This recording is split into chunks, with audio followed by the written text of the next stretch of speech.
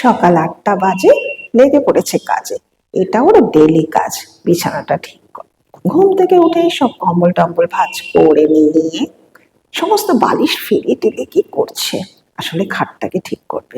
এদিকে কিন্তু অর্ডার হয়ে আছে যে আমি আজকে নুডলস বানাবো।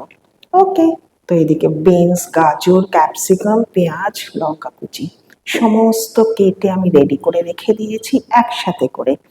আবার দেখো না, নিজেও ব্লগ করবে বলে এটা পেঁয়াজ সরাচ্ছি, সমস্তটা কাটা রেডি হয়ে আছে। নিজে ব্লগ করবে বলে ওদিকে আবার ক্যামেরাও রেডি করে রেখেছে। নুডলস সিদ্ধ হয়ে গেছে, এর মধ্যে আস্তে করে নুডলসটা ওর বানানো কমপ্লিট।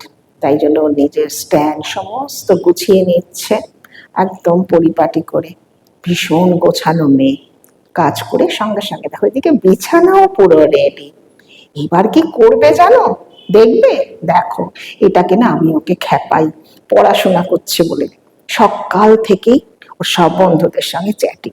আমি কি বলি জানো, পড়াশোনা করছিস কোন সাবজেক্ট নিয়ে, এই বলেই শেষ